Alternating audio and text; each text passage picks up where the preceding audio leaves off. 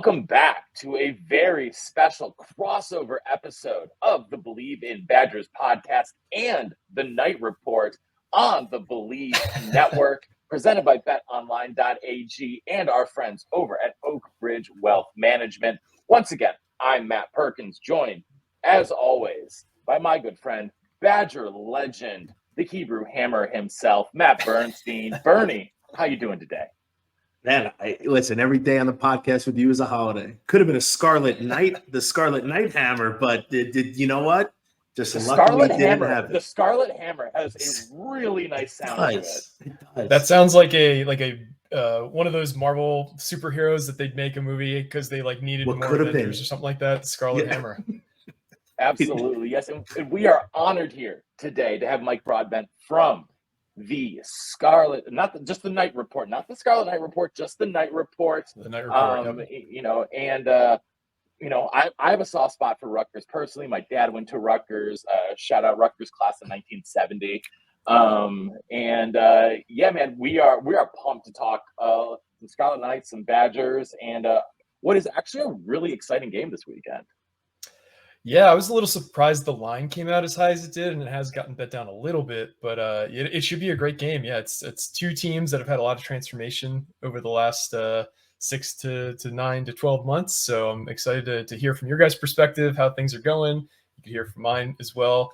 I do think at least our fan base would love to hear Bernie's almost came to Rutgers story, though, before we get too deep into the current teams. Almost came to Rutgers. So when I was in high school, this guy, Chuck Mound, he was like a fast foot speed doctor.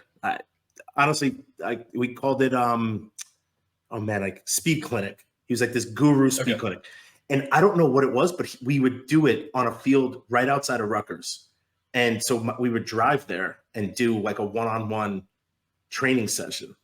And we toured the facilities once. I guess Chuck Mound, our coach, got us somehow in there, and we toured the facilities. It was beautiful, but I had a scholarship from Syracuse to play D-line, and then Wisconsin came out of nowhere, and it's hard to turn down Wisconsin when you show up on campus and see it and you're part of it.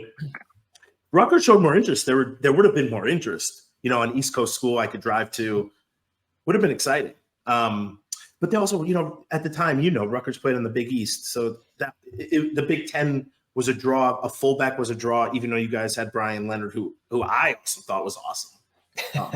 But neither here nor there. I picked the Badgers, and now I'm, Wisconsin for life. Listen, my wife's from there. I work for the university. So, I am so Wisconsin, it's absurd. I'm bleeding. I wear only red t-shirts now. That's awesome.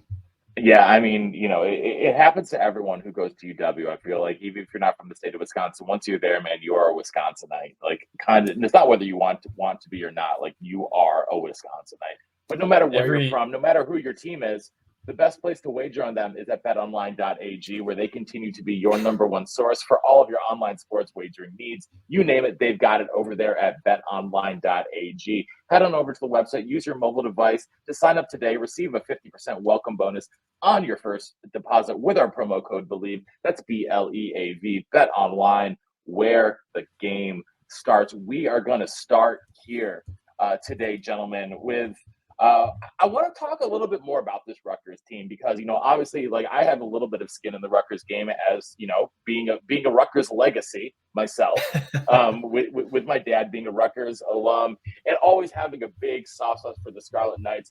And really, I'm someone who's always really appreciated the way that Greg Schiano's gone about his business, as a coach, right? He and Rutgers just seem to go together really, really well. And anyone who's watched Rutgers this year, I don't know. I'm really impressed with your defense. So let's talk a little bit of nuts and bolts about the Scarlet Knights for our Badger fans who probably don't know a ton about what's going on in Piscataway right now. So you guys are off to a really, really nice start. Let's start with what's new. What's new this year for the Scarlet Knights that is sort of, taking them, helping them take the next step? So first and foremost, we have an established QB that's set in stone. Greg Schiano typically doesn't like to name starters, well ahead of, guys seemingly earning the job unless they're already, incumbent starters.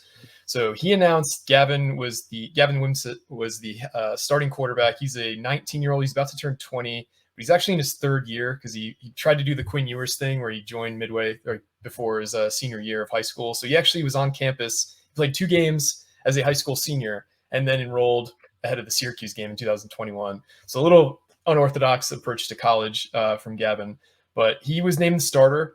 And there's an entire new offensive staff as well at Rutgers. So there's a new offensive coordinator, Kirk Soraka, who, if you're a Big Ten fan, you should be a little bit familiar. He was the longtime offensive coordinator under PJ Fleck. So PJ Fleck's a Rutgers guy too. They're not Rutgers as in he went there, but he was from the Schiano coaching tree. So a lot of the idiosyncrasies of Chop and family, or what he does Row instead of Chop. But he was a guy that was on the Rutgers staff during Greg's first reign. And then he stuck with PJ through Western Michigan and at Minnesota for a while. Greg, fought tooth and nail to try and land this guy. And after, a few overtures, he signed a 3-year, $4.2 million deal to be Rutgers offensive coordinator in the offseason. Not so bad. Not so bad. Rutgers is not known for shelling out for either their coordinators or any assistants. And that's, long been a bane of fans' existence because we had the opportunity to land some high profile assistants in the past. It never worked out. But anyway, so we have Kirk Soraka as the offensive coordinator who, by all accounts, has totally, there's some coaches who really can only coach their system. And then there's some coaches who heavily lean towards what are my guys comfortable with? What are my guys good at doing? And Kirk Soraka is certainly the latter. Our previous offensive coordinator, Sean Gleason, was very much a systems guy, and it didn't really go well last year. We also dealt with a lot of injuries. We have a new wide receivers coach in Dave Brock, who previously coached with the Falcons. He's got a laundry list of guys he helped develop into the NFL. He was also at Rutgers at one point. He coached Hakeem Nicks in college. He coached Marquise Colston in college. He was, Calvin Ridley's coach the first year he had a 1,000-yard season in the NFL. We've also got a longtime NFL offensive line coach in Pat Flaherty, who won 2 Super Bowls as the offensive line coach for the New York Giants. I think he coached in the NFL for about 20 years. And these guys are all replacing a former high school coach in Nunzio Campanelli, a former high school coach in Augie Hoffman, and a guy who had been the offensive coordinator at Princeton before he landed at Rutgers. So the credentials of this staff are much better than they used to be last year. So I think the coaching has been night and day better on offense, especially. And Gavin has shown that he's made some pretty big strides. Like last year, he was a 45% completion percentage guy over, of 150 attempts. So not great. This year, he's bumped that up to 54%. So it's still below what you'd want in a quarterback in this day and age, but he's made significant progress. He's only turned the ball over one time all season, and it was on a pretty bad play call. I just hyped up the offensive play caller, and I blame a play call for the interception last week at Michigan, or 2 weeks ago at Michigan. Touchdown? Yeah, so Rutgers was down 17-7. I think they're at the 28-yard line on the 4th and 2 of Michigan. He called a screen. We hadn't called a screen literally all season, and Michigan was all over it. Michigan had 3 guys surrounding the wide receiver. He didn't really have a chance. But those are kind of the high-level things. The defense, second year under defensive coordinator Joe Harris-Simiak, who has been a fantastic coordinator for us. We've got probably the most talent on the team. Most of the talent on the team is on the defensive side. We've probably got 4 to 5 future NFL guys starting on our defense at least. That's always been a hallmark of Schiano, is these tough teams that are defensive oriented. He calls it complementary football. I think that's a little antiquated at this point, but those are the high-level beats, is that the defense has improved from last year. They returned most of their players. The offensive staff is a totally revamped staff, and Gavin Wimsatt has made strides in his second year as the mostly full-time starter. Last year, he would have been if he didn't get hurt, but yeah.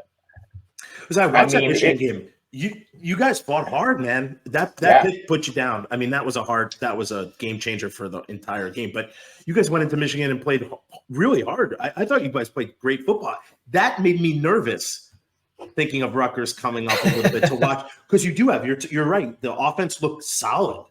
I mean, outside of some bad, and you're right. I think you have to, as a coach, put your players in the best position to succeed. And sometimes you don't, and bad things happen, and you cannot always blame the players. You know, like that's the play call. You usually throw it to the screen. But it must be exciting to watch, you know, the growing pains of coming into the Big Ten. And this year feels different for you guys. Is that how you are viewing this? I do. I predict them to have 5 wins this season in my preseason projections. I think they'll easily get to 6, maybe even 7 this year, given how things have kind of broken for Rutgers too. I mean, they still have Indiana on the schedule. They still have Michigan State on the schedule.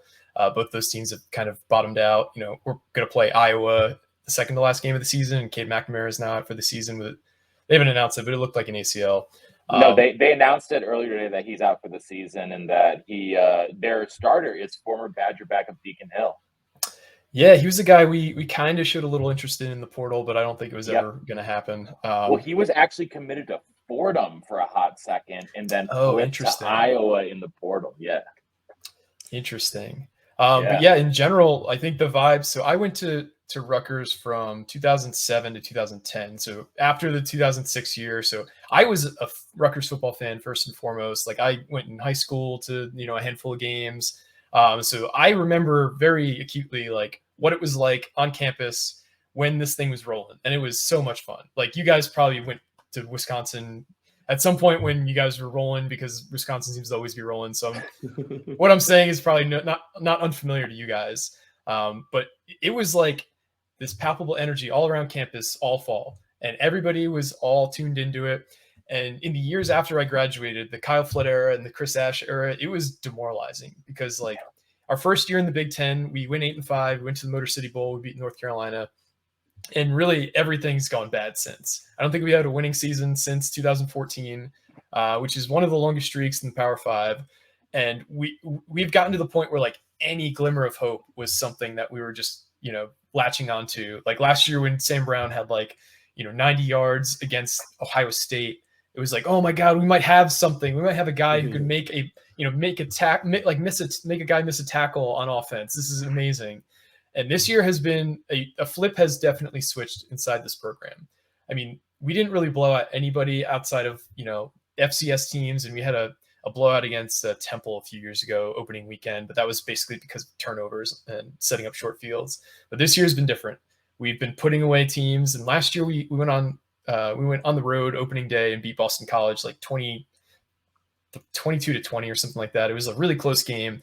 They were a 3-9 Boston College team. This year, you know, you look at Virginia Tech, who's better than Boston College last year, and they beat them by, you know, 3 scores. Same thing for Temple. We beat them by 30 points. We beat a team in Northwestern that looks a lot better than I thought they were going to look coming out of week 1. We would have had pitched a shutout against them if it wasn't for a muffed punt with 2 minutes left in the game, setting up, you know, 1st and 10 on the 30 for Northwestern. So the vibes are definitely different, but I definitely, from being so, you know, boots on the ground with Rutgers, the team is much different mentality wise as well. It feels like they're finally figuring out how to win these games and how to not shoot themselves in the foot and lose games too.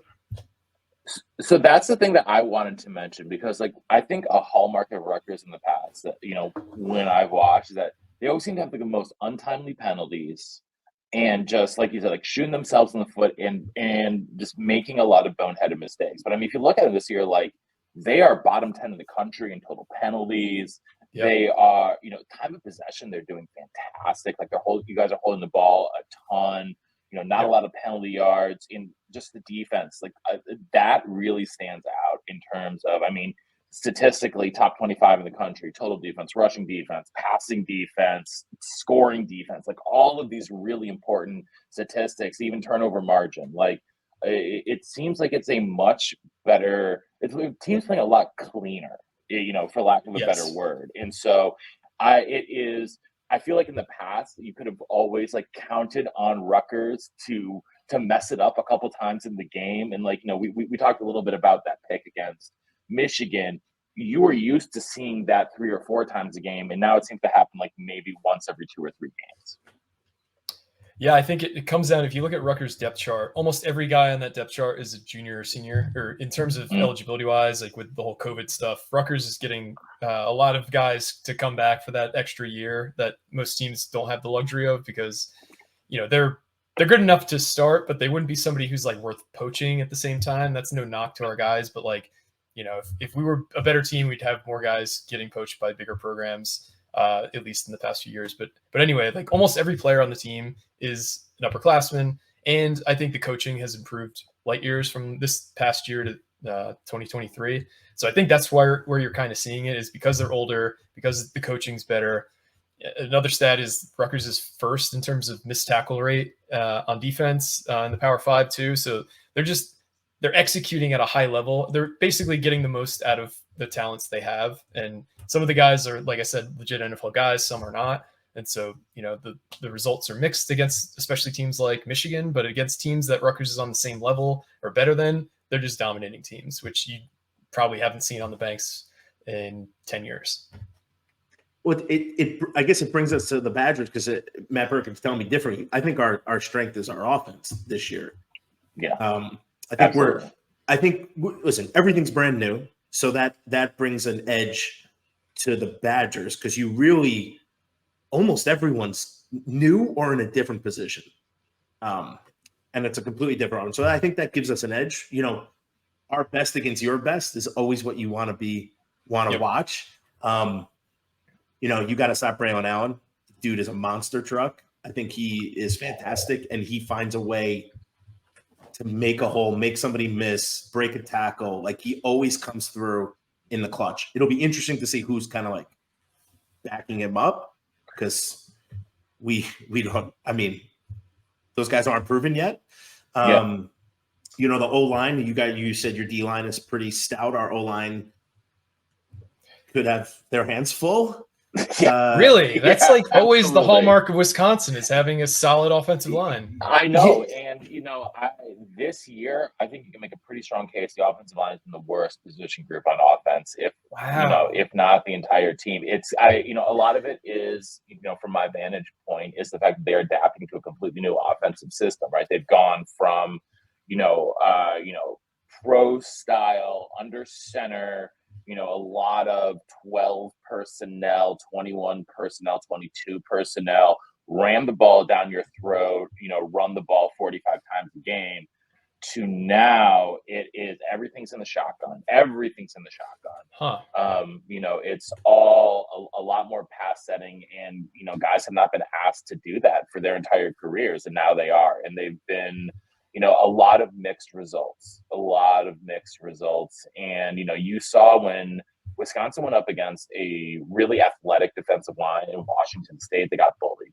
Like, they got absolutely bullied. And, because Washington State has two future NFLers on that defensive line. And they really got their Wisconsin offensive line got the candy taken from them in that game. And even in, I think it was in the last game, Bern. Yeah, I think it was in that Purdue game. Every starter on the Wisconsin line got a penalty called on them, whether it was a pre-snap or a hold. And so that unit is a big question mark coming into this game. And now, coming off of a bye, Wisconsin got a bye at what is kind of a crucial time between, not just that and needing to sort of not reorganize the offensive line. It's the same starting unit they've had for all 5 games, but Bernie mentioned the backups at running back, because the number 2 back, or the one, let's face it, the 1A back, because Ches Malusi was getting just as many touches as Braylon Allen in the first 4 weeks of the season. Well, he broke his fibula, and he's out for the rest of the year, which was a damn shame, because he had been playing really, really strong football, and in a lot of ways actually fit Phil Longo's system a lot better in terms of what he could do. He's a little bit faster, a little bit seemed to, really gel with that system a little bit more. And so now they have fullback turned tailback Jackson Aker as the number two running back this week. And that is going to be really interesting to watch. How much does Braylon Allen, is he out there 90% of the snaps? Because, they've been splitting basically 50-50 with Braylon and Ches. And, everyone behind Braylon now with Ches gone is completely unproven, like less than 10 carries in their career unproven. And so this game to me, especially, you talk about a stout Rutgers defense, a Wisconsin offense that has had some ups. Like we've seen the passing game evolve. Tanner Mordecai has gotten better, I think. Bern, I think you'd agree with me here. He's gotten better. Like as the seasons went on, he seemed more comfortable with receivers and a lot of transfers in the two deep. I think half the guys in the two deep and in the wide receivers, 3 of the 6 guys in the two deep are transfers. And so, everyone getting on the same page there. But I'm a little bit worried about this Rutgers defense. I'm not going to lie. Like, because again, like Rutgers doesn't really miss a lot of tackles. And, a well-coached team is going to be in the right place. And so it's going to be up to, I think we're going to see a lot more Will Pauling in this game, the slot receiver for the Badgers, and then a lot of Chimere DK, the number 1 wide receiver. I can see those 2 guys being sort of like the real big impact guys there, because Wisconsin's still going to it's weird saying Wisconsin wants to spread them out, but Wisconsin wants to spread them out now. And it is not at all like anything like we have been accustomed to seeing for 30 years in Madison. Yeah, do you guys mind talking about that a little bit? Because for Rutgers fans, it'll be intriguing to hear. Obviously, Luke Fickell was a home run hire for you guys. He was one of the more seasoned. I guess it's not a Group of 5 program anymore, but he crushed it. Outside of that 1 year at, I think he had that 7-6 year at Ohio State in between the Jim Tressel and the Urban Meyer era, which I think gave him an unwarranted taint to his head coaching. Well, he wasn't ready to be a head coach. He wasn't. He was thrown into an awful situation. Yeah. Well, he also then stepped back and let Day take over. Like what a. Or he let Urban take over, not. Oh, sorry, Urban. My bad. But what an amazing thing as a coach to do. Like nobody does that. You don't see that really ever in terms of the guy staying on staff after that as well. But I guess because he was an Ohio State guy, because it was probably let's be honest, like if you're not going to have a head coaching job, you might as well be on the staff of a program like Ohio State or Alabama, because that's going to ultimately lead you to a better job anyway. But also like the offensive philosophy, like Wisconsin has been so singularly like, we are a power running team. Our best players are offensive linemen and our running backs. You have a long history of, both putting offensive linemen in the NFL and also putting running backs in the NFL. So like, what is the shock been amongst your fan base of like, what is this like alien spaceship that's landed at Camp Randall that we're watching now? Well, I think the shock is the whole entire program is new. I mean, really, Chris McIntosh, the AD, broke away from 30 plus years of Wisconsin culture. I can't say it's a bad thing. I think it could have the vision of Chris McIntosh to bring in Fickell, bring in Longo, bring in Tressel. Like these could have huge impacts, I think, later. I think people have to manage their expectations. This is all new. Every single the coaches are new. They're moving to Madison. The players are learning all new positions. We do nothing the same. And we're on game 5. So I think the bye is huge for us. I think that gives us another week to watch more film, to go over Rutgers, to go over Iowa, to go through what we have coming up. Bye week was great, but you're grinding. And I think that helps us a lot. It keeps us fresh. We talk about Braylon might have to have 40 carries. He could do it off of bye week. I don't trust that for the whole season. But to get back to your question I'm a fullback. We don't do fullbacks. So it hurts, it hurts, but I'm excited for the potential for where the program can go. And I think you're watching guys get better, right? Tanner Mordecai from game 1 to Purdue is a whole new man, running the football, confident, calling plays. He throws a laser beam. I think the O-line is getting better. I think they're figuring it out. It's all new schemes. They're asked to do so many new things. That's hard. Like, no matter if you're the best O-lineman or not, it's hard to do that stuff. It's all new terminologies. The whole thing is hard. Yeah, and I think on the defense. Let me hop in and talk about the defense here a little bit, because it may be a little bit more subtle to the naked eye, but the difference in Tressel's 3-3-5 scheme from Jim Leonard's 3-4, and the 3-4 has been run in Wisconsin for a decade. ever since Gary Anderson came in and brought Dave Aranda with him, they transitioned from the 4-3 that they had run under Alvarez and Bielema for 20 years to switching to the 3-4. And that 3-4 defense for the last decade had been, alongside Iowa, the best defense in the country year over year, right? In terms of yards allowed, points allowed, whatever metric you want, every year was Iowa, Wisconsin, and Alabama in terms of the best defense in the country from 2013 through 2022. And now, and the thing about that is in that 3-4, you were seeing, a lot of, pass rushers being generated by outside linebackers, and D-backs were asked to drop back in zone. Well, now in the 3-3-5, the corners are being asked to play man all day. And it is, the guys that they've been brought in, the guys that have been recruited are guys that have been recruited to play in the 3-4, to play the zone, to play 3-4, and not to, didn't really bring in guys to be proper nickelbacks or anything like that. And now you've got a starting nickelback. You've got safeties being asked to do very different things, corners being asked to play a lot more press coverage, and there have been a lot of growing pains. Like, you've seen the DBs get torched sometimes, and now I think what we've seen in the last couple games is they're doing a better job understanding when they can gamble and when they can't. And you see, like in the last game against Purdue, Ricardo Hallman gets 2 big interceptions. And he does a really good job of he's starting to do a really good job understanding, even from like week 1 through week 4, like when can I try to take that gamble and go for the pick, and when do I just need to play proper coverage and stick with my guy? And you can see him doing a lot of improvement there, but they're a light team though, because of the switch to the 3-3-5. They're very, very light. The 3 down linemen, James Thompson, the defensive end, has really been the only guy who's been able to get even a semblance of a consistent pass rush.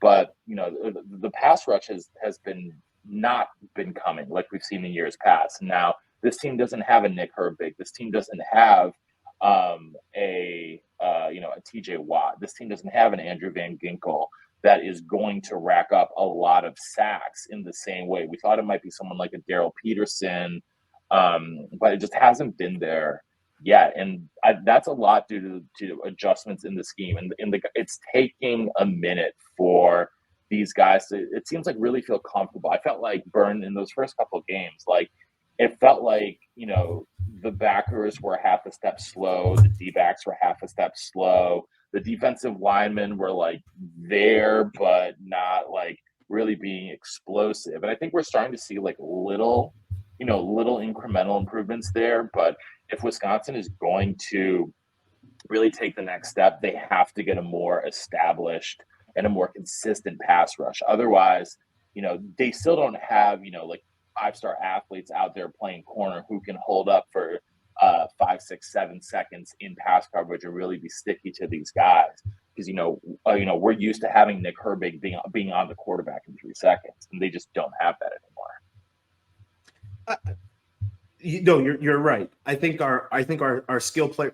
Listen, it's a whole new defense. It is a tough thing to. You're talking about. I correlated to me when I showed up at Wisconsin. I was god awful. I couldn't even carry the water out to the team. So imagine my ramp up was almost a year long of being on the scout team, getting my butt kicked, watching film, grinding in the offseason, lifting, doing all these things. I had a year almost. These guys had spring practices, 15, 14 practices, 16 practices maybe. And then you can only do what you can do off the field. But if you don't know what to do off the field, it's very difficult to simulate the pass routes and getting a feel for each other. This isn't the NFL where these guys just go to places and spend a vacation doing it. It's way different. So I would say that, you have coaches learning the players learning the coaching schemes. If you're not confident or you just don't know it 100%, none of us do anything that fast if we don't know it's what we should be doing. So I think you're going to see us just continuously get better, but it's going to be mistakes and then learning from it. Right. And picking up on different things, picking up on different cues. The coaches will start seeing things. It's going to get better and better. It just takes time. We're in a whole new regime. These guys didn't even have one recruiting class, right? They run different things, and they're asking players who are brought in to do one thing, or not to do one thing, but to play in one scheme or two schemes, offense and defense, are asked to do completely different things. It's very completely different things. It's very different. But I'm excited because I was nervous about Purdue, and we went in there and really came out of the gates firing. So that makes me excited that we're picking up things on a bye week. We all know bye weeks are fantastic. You can blow off that steam over the weekend. I don't know what they did. I just remember my bye weekends. They said no practice on Saturday, and you're like, Friday. It was a bender we would go on. So, but then come Sunday, you're locked back in, right? It's homecoming. Mike, have you been to Camp Randall? I've not. It's definitely on my short list of places that I really want to go see. Because I feel like I'm from Jersey, so basically, like, no matter where you're from, New Jersey, it seems like a million people who went to whatever different schools. I know a bunch of people who went to Wisconsin. I've heard nothing but glowing things about it. I'm sure you guys all know Jersey people from going to college. It seems like we always stand out for whatever reason, good or bad. So I have not been, but I heard it's amazing. From the tailgating to just Madison's a gorgeous town. Yeah, it's like almost a bunch of fraternities parents weekend. Is it homecoming this coming weekend? Okay. Homecoming. Yep. The game's at 3:00 Eastern. 2 there. When you're talking about it, is games sold out. We don't sell. Don't take this wrong way. We don't sell out a lot of teams that aren't like Michigan, Ohio State. But this team sold out. I mean, they don't have. There's no more tickets to get. People are texting me to try to find tickets. I got nothing. I'm not even going to the game. So I think that bodes well for us, right? I love playing at home. Playing away is brutal. It just is. You really have to have a chip on your shoulder to go somewhere else. Go into their away locker rooms, use the facilities there. Like everything feels awkward. But it's going to be crazy there. And I love that it's homecoming for us out of this bye. I don't know, man. I think it's going to be a really good game. I think Rutgers has stepped their game up enough that it will be a fist fight. And that's what the Big Ten is all about. It is literally two Goliaths standing in the middle of the ring, just punching each other in the face. And someone eventually flinches. That's a Coach Alvarez thing. And the other team wins, right? Like it is like that. I think both teams need to start fast. I think both teams obviously need to control the line of scrimmage. This is like, couch potato stuff. But our skilled players, like our offense needs to beat your offense. I mean, that's really – it sounds stupid, but if you score more points, we're going to win. But we have to score those points. We can't kick field goals. Sure. Yeah, I do kind of want to touch on your guys' offense a little bit. Like the rushing stats are gaudy, so I don't want to go there because you already kind of went deep into that. But the passing stuff isn't nearly as not impressive because that's not the right word, but it's not as, I don't want to say gaudy again, but for an air raid offense, you'd expect a little bit more production, I guess, from the passing game. Do you guys feel that way as well? Or is it, because I know I was kind of keeping track of the Purdue game last week, and it seemed like every time I would look at the ticker, it was like Tanner Mordecai, and it was expected to be a passing touchdown, but it was a rushing touchdown. Yep. So how do you guys feel about your passing attack right now? I know you talked about the offensive line being possibly the most suspect unit on the whole team. You talked about Will Pauling, the slot receiver, possibly being your biggest weapon, but like general vibes around the passing offense after 4 games in the air raid. I mean, I think that the timing is really hard for a lot of these guys, right, to get used to. Because like Bernie said, 15 spring practices plus fall camp, plus whatever they get during the week. Like, it's not a ton to adjust to an entirely new scheme, entirely new route tree for a lot of the receivers and stuff like that. A new quarterback who's come in from, who's already been in 2 other programs in his collegiate career. He has a different passing motion. He has a different rhythm with which he throws the ball than Graham Mertz did. And, I think that, the ball comes out of his hands very, very differently, even to the naked eye, right? Like Graham Mertz, was your prototypical 6'4" statuesque quarterback who had, a classic throwing motion. Like Mordecai's like almost like sidearm half the time, right? And, the ball spins off of his hand a little bit differently. And I think that you can see that the timing's getting a little bit better. The other thing, though, that's plagued this team, they've had some really untimely drops. Like Skylar Bell, slot receiver, has had 2 would have been 50-plus yard touchdowns that he just flat out dropped for no reason whatsoever other than he just dropped it, bounced right off of his hands. And those 2 touchdowns alone would have generated a massive, like, I mean, you're probably looking at like 120 yards between those two, like a 50 and a 70-yard touchdown. Sure. And, you know, those big plays, they have a couple really key drops, and that's been tough. I think, you know, that's been a little bit backbreaking. And then also just, you know, sort of the getting used to the play calling and the rhythm for this team. It's taking a minute for them to gel. And I think that it's also been interesting. They've gotten Braylon Allen involved in the passing game. He has a ton of receptions for like not a lot of yards. Like he's getting like 3 yards a catch. It's really weird. I don't quite get why they keep throwing the ball to him, quite frankly. Like Braylon Allen is someone who needs to get chugging, rolling downhill, and like, you know, throw a little swing pass to him, and he has to like dance to miss a defender. That's not what he's going to do. Like he's going to be easier to tackle in open space. He's not a jitterbug. He's a freight train. But you hand the ball off to him going downhill, and you can't tackle him. So it's been interesting to see how they've been using these guys and experimenting with these guys. And I imagine coming out of the bye week, we're going to see a lot of new wrinkles in this pass game.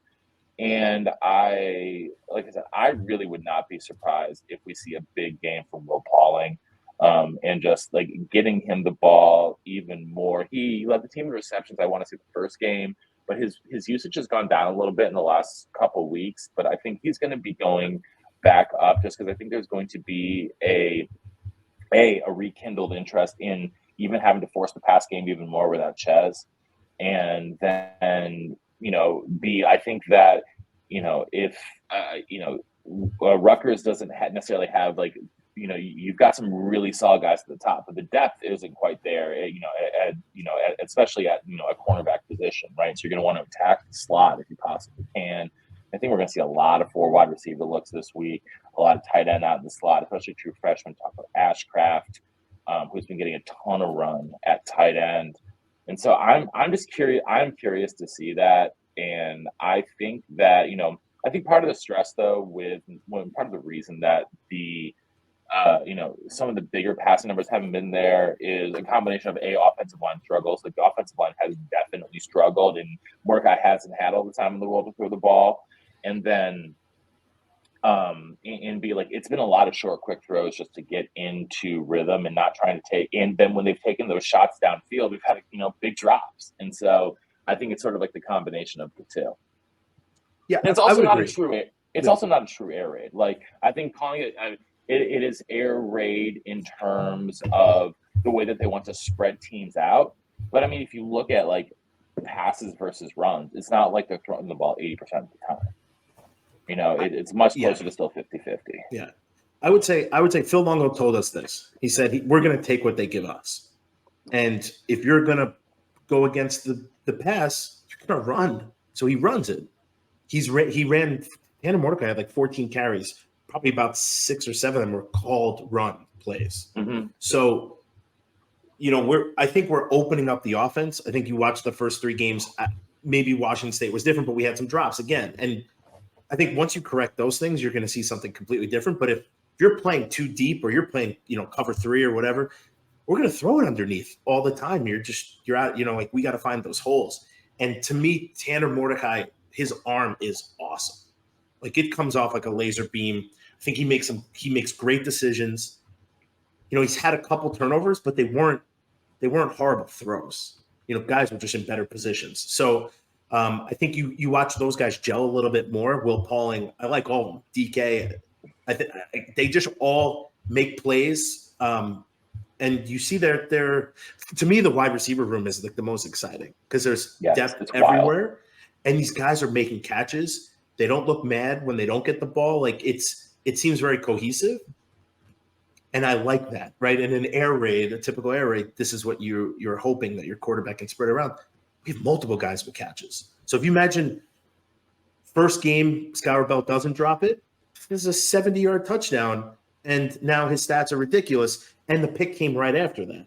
So you're adding on and subtracting here. So, you know, I think Purdue played off of us, and we just took advantage. So I like that Phil Longo's mindset is we're going to take what you give us, and we're just going to find what works for us. So if the run game's there, we're just going to run it.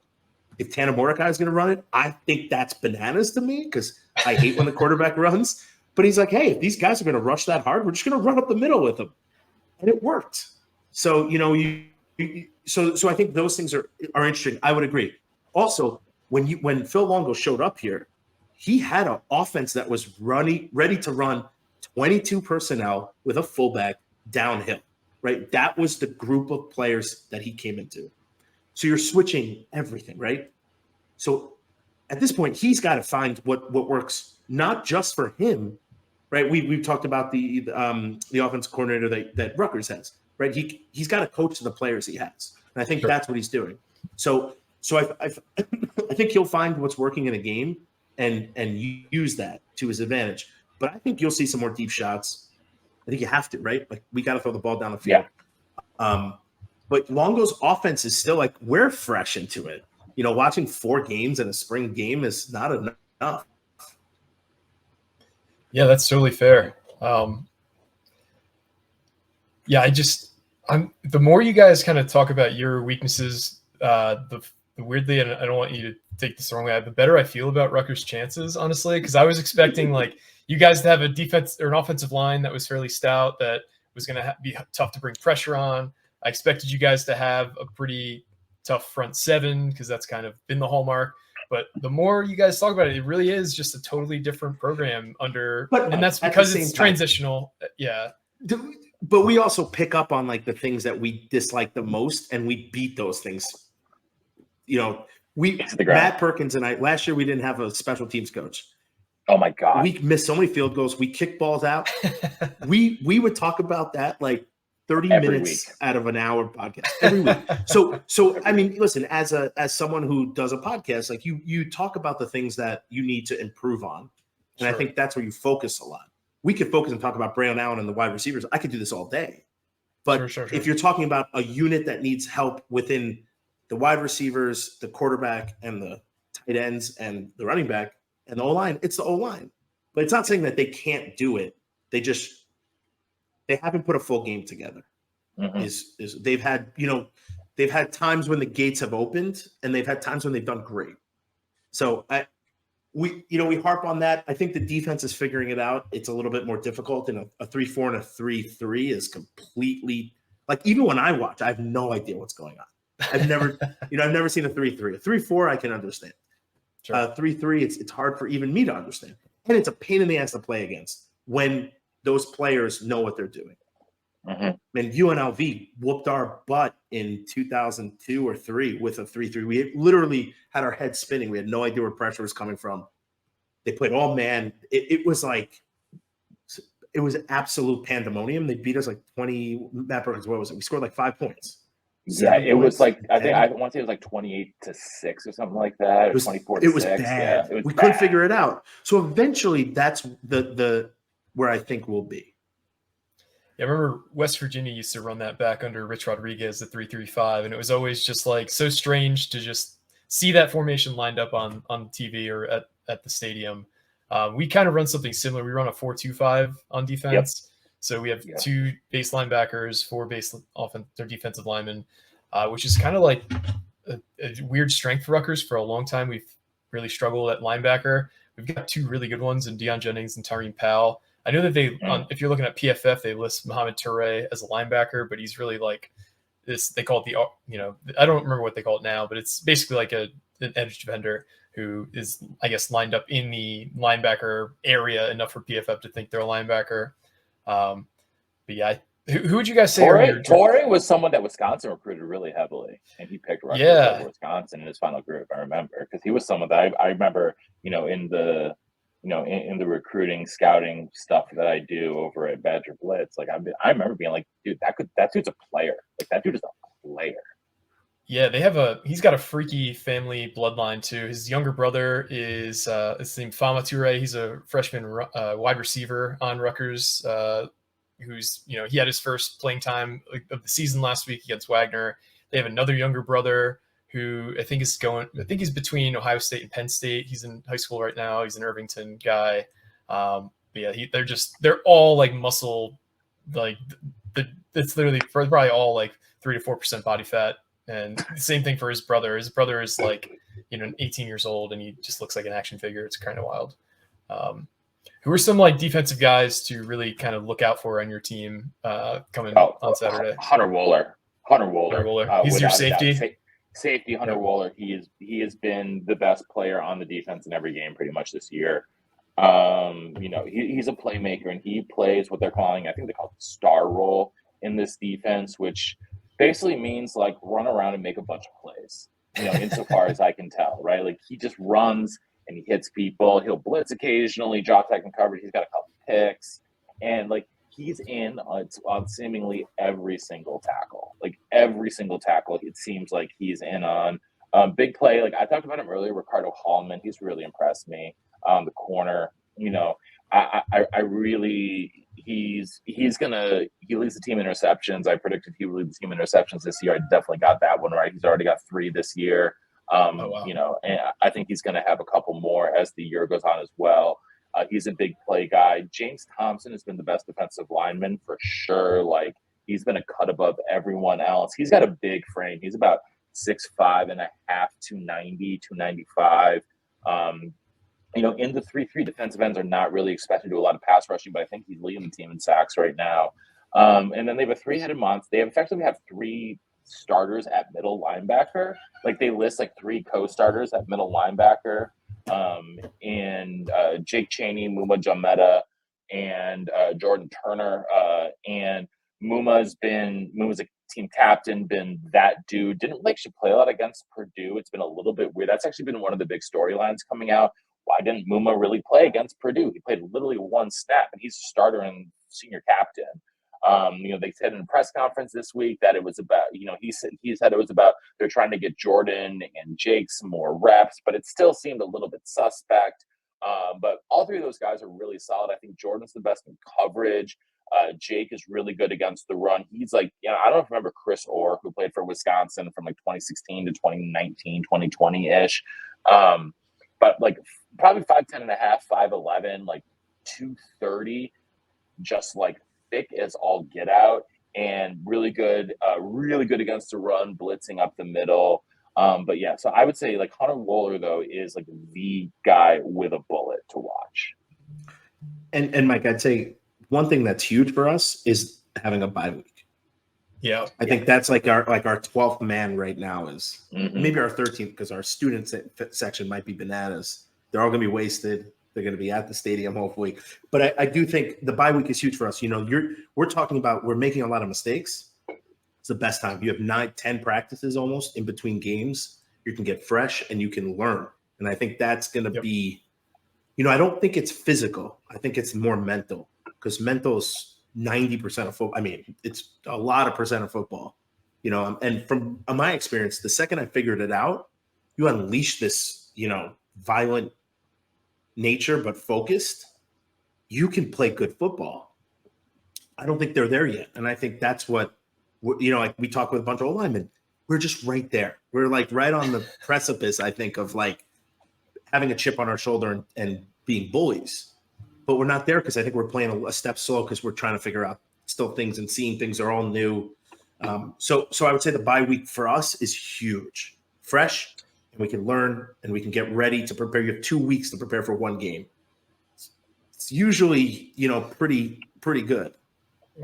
So who do Wisconsin fans need to be looking out for on both sides of the ball for Rutgers? I mean, we talked about Wimsatt, but like, who should Wisconsin, and we talked about Wimsatt and Torrey, but who are a couple other names that they should be looking out for? So I'll give you 2 on offense. First is Kyle Monungai. He is our leading rusher on the year. He won Big Ten Offensive Player of the Week, I believe, after his Virginia Tech performance. He rushed for 143 yards and 3 touchdowns. The week before, he rushed for 165 yards and a touchdown against Temple. He was held in check against Michigan because it's Michigan, best team in the country. Yeah.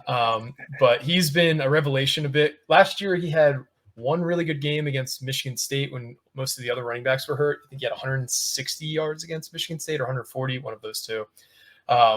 So he's really been the lead dog. We all thought it was going to be Sam Brown coming into the season. He's coming off a foot injury. So I would say ideally they're probably wanting to get to this 1A, 1B situation similar to what you guys had before Belusi got hurt. The other guy on offense to really look out for is Jaquay Jackson. He is number 9. He's a receiver. He was actually in Division II last year. He was a Division II All-American. He put up crazy numbers, if you believe what are coming out of D2 Pro Days. He came in, I believe it, right around 6'3", like 210, and he ran in the low 4.4s. And he decided to enter the portal. He actually chose Rutgers over a lot of other teams that you wouldn't think. He took official visits to Texas A&M, Miami, Colorado, and one other in the portal, and he ended up choosing Rutgers. So, we'll take that. He wanted to basically put himself in the best position to play and also to make the NFL. So I think that's kind of what it came down to. You hear all those names, you think, oh, he was going for the highest payday. And I think this is one of the rare cases where that wasn't the case in 2023. So, kudos to him because, he's been a really, really good receiver for us. On defense, I'll give you 3. First and foremost, Aaron Lewis. He's a defensive end. He's number 72, I believe. And I'm going to get shit if I don't get that number right. 71. Sorry. So Aaron Lewis is probably the best player on the team in general. Aaron Lewis, he's one of those players that you really hate to play against because he's seemingly a guy who never runs out of energy. He's always, giving 100% effort, doing things kind of on the edge of getting a penalty a lot of the times, from like maybe hitting the quarterback at that last second that you can get away with it, but you go a little further, it's probably roughing the passer. He's been just I think he led the Power 5 in pressures last year. If not led, he was in the top 2. He was a first team all Big Ten selection by PFF before the season. And he's been really, really good. He's having his best season in college so far. Second is Tyreen Powell. He's the middle linebacker. He's just a really freaky, long, rangy, kind of like modern prototype linebacker. I think he's like 6'4", 220, and he can run sideline to sideline. And he's one of those guys who is helping boost Rutgers' missed tackle percentage because he gets his hands on somebody, they're going down. It might be tough against a guy like Braylon Allen, who's 6'2", 230, 240. I don't think many people can tackle him, but if there's a few people I trust, it's those two. The last is Flip Dixon. He is a transfer portal guy we got out of Minnesota. We talked about the connection between PJ Fleck and Rutgers. The former safeties coach at Minnesota is now our defense coordinator, Joe Harrisimiak. So it's an easy plug and play. He's been a revelation this year. He's I think a top 20 safety according to PFF rankings. He had a really athletic interception against Virginia Tech, and there was a game, I think it was Temple, where literally like he took over an entire quarter as a defender. Like he made like 4 or 5 really splash wow plays against one opponent. So those are the main guys I would say to kind of look at. There are a few more players on defense, but I'm not going to kind of go deep into those. But just know our defense is very deep, and talented in general. Yeah, I'm excited, man. I'm really excited about this game. Even because I like seeing Rutgers on the rise. Just as a fan of Big Ten football in general, I mean, it's good for all these programs. I mean, Maryland's had a heck of a start. Some of these non-traditional powers going, really strong at the beginning of the season. It's just good for the conference. I mean, I don't mind seeing Nebraska suck. I will never have anything good to say about Nebraska or Purdue. I should say Purdue. I don't really care about, but Nebraska, Minnesota, I will never have anything good to say about either of those schools. But I like seeing Rutgers. Obviously, selfishly, like I said, family ties there. But I think it's good for it's good for the conference. It's going to be wild, especially once USC, UCLA, Oregon, Washington are part of it. It's nuts, man. It's absolutely next year. Next year is going to be something out of this world. I don't even know what that's going to feel like. I hope that they really reshuffle the schedule because, I mean, yes, as you can expect, the Big Ten does no favors to Rutgers. Like this year, they faced 3 teams off a bye. In terms of the Big Ten West, we're playing Wisconsin. We're playing at Wisconsin, at Iowa, and we played Northwestern the opening day. So we have arguably the toughest schedule in the Big Ten, I'd say. And especially when you stack on the lack of, when you're playing teams who have an extra week of rest 3 times in the Big Ten schedule. Yeah. And so for next year, we're playing the Big Ten East minus Indiana. So instead of Indiana, we're getting UCLA. So we're getting screwed again. I'm hoping that gets reshuffled though, with Oregon and Washington getting added. I know that seems to be the way things are going to go, but I wouldn't hold my breath. I'm a Rutgers fan about getting an easier schedule. I think it's going to be probably just as bad. It's not really getting easier for anybody, though. No. Even the West is not great, but teams are getting better. You guys had such an easy path to the Big Ten championship game for the last decade, though. I don't disagree, but it's going to be harder. Oh, it's going to be harder for everyone, especially because of the elimination of the divisions. But I just mean every year it's like Penn State, Michigan, Ohio State. We got to play all three of them. It's brutal. It's funny you mentioned that because as someone who went to Wisconsin, you want to go to these places to play against these teams. Yep. So don't. I wouldn't. I mean, listen, it sucks when you lose, you get blown out. Yeah, but you're going to get a lot more guys to say, "Hey, be on this team that actually beats this team. Be on the team that beats Ohio State." We have I have a good track record against Ohio State. Do you know how fun it is to go there and beat them? Like it's what I went to Wisconsin for. Sure. Go to Penn State and win. Like so as it is a negative when you lose, it's still a positive for the kids and the experience. And you're going to recruit kids because they want to go in and, Michigan said no to you. I'm going to go to Rutgers and prove you wrong. Yeah, I think as the new kids on the block, though, we had a lot of things working against us from, we came from the AAC to the Big Ten. And so we had no leverage. So we got like a tenth of the share for like the first 7 years. I think we were an affiliated Big Ten program. So we were getting no money. We were getting the shittiest schedules. Sorry if you guys can't curse on your podcast.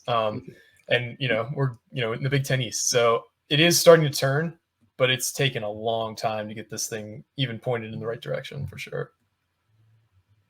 All right. Well, we will finish up here. I want a game prediction here, and then I want your prediction for who's going to be in the Big Ten title game, Mike. All right. So I said at the top, I thought the line was a little off in terms of what is it, 13.5 right now or something like that? I haven't checked in a bit. I bet it when it just got released because Rutgers is 5-0 against the spread this year, and Vegas has been tough to adjust to us in history in general. So when it came out at plus 14, I was expecting it to be like 10.5. So I bet it right away. I think the line's off. I think this will be a very close game. And we've talked about it. Per our sponsor at betonline.ag, it's still 14. It's still 14. So I think this will be close for most of the game. I did make a small money line bet for Rutgers, so I want to put that out there. So I do think they have a better chance to win than they're getting credit for. But I do think this will be one of those games where there will be a fourth quarter decision or there will be a fourth quarter play that kind of flips this. I'm going to say Rutgers loses this one 27-23 on a late fourth quarter turnover when we're driving. But it will be close, and I think it won't be really totally known who's going to win until late in the game, fourth quarter. All right, so you've got Rutgers plus the points and the over under set at 45 right now. Yep. So I will go. I've got Wisconsin 37-27. So Rutgers plus 14, and definitely the over. I think that even though Rutgers defense is very good, I still think the batters can move the ball. Because I do think at the end of the day, Wisconsin's offense still has more talent than any of the other teams that outside of Michigan that Rutgers has played. And I think they can start to get it moving a little bit, especially coming off of that bye week. Bernie, what you got? I'm take Wisconsin 31-24. Okay. I think the bye week helps us tremendously. I think it's a closer game than people. I would agree. It's a closer game than people. Listen, any game could be a blowout, but I think it's a closer game. I think you have two better teams. I just think the bye week helps us, and I think we're coming into our own. It's like we're going through puberty. Finally, we're getting there. It's taking our time, but we're getting through puberty, I think. All right, and so I'm curious. I'm going to go on the record here. I said this before the season. My prediction before the season for the Big Ten championship game was Wisconsin versus Penn State, and here we are at a third of the way through the season, with all the struggles that Iowa's had, with the rest of the Big Ten West looking pretty subpar. I'm sticking to it. I still like this Penn State team, but I am curious though. I'm Mike, who you think is going to be in the Big Ten title game this year? Well, given that I just said I think Rutgers loses a nail biter to Wisconsin, that's going to put them 2-0 in the Big Ten. They already got the tiebreaker against Purdue for beating them, and then Iowa just lost its quarterback. And I think they're going to start to unravel under the pressure of Brian Ferentz not being able to put together a modern offense. And you've already started to see him cracking a bit on the podium. And then your other team you got to compete with is probably Minnesota. Minnesota's, already blown. I don't know how big of the lead they blew against Northwestern, but they don't really impress me. I think you guys don't take this the wrong way. You kind of back into this, like you win by default almost. Like I don't see how you could pick anybody. Like I don't know what the betting odds are for the Big Ten West title, but you guys have to be like at least minus 150 favorites right now. I think it's easy money to predict you guys to win the Big Ten West. Out of the East, it's tougher. I have a hard time picking Penn State. I found out this stat earlier today. Penn State has the most offensive plays. It's either in the Power 5 or in college football. And they have the second fewest explosive plays, so 20-plus yard plays in Power 5 or in FBS. I don't remember which one it was. That to me is going to present itself to be a big problem against, their two main challenges this year in Penn State and in Ohio State. I can't imagine Penn State winning. You'll have to show me that James Franklin beat Ohio State and Michigan before I'll believe it. So I'm going to just cross them off for that reason. Maryland's a dark horse, but I just don't think they got enough, defensive firepower to hold up against some of the better teams in the Big Ten East. And then it comes down to, the game, the end of the season, I think. I think Michigan ends up beating Ohio State again. I wasn't really super impressed with Ohio State to start the season.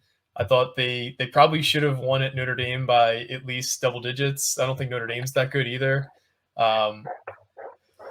So Michigan, Wisconsin, Big Ten title game, and probably Michigan winning it just because I have a hard time seeing – honestly, I could see them going undefeated this year, going through the college football playoff. I'm not really impressed by any of the top teams so far in terms of the top 10 ranked teams in general. All right, Bern, what you got there? I mean, I hate Michigan with a passion, but I do think it comes down to the last game, which it pretty much seems like it does every year. Yep. I'm going to put Ohio State in there because I just can't pick Michigan for anything.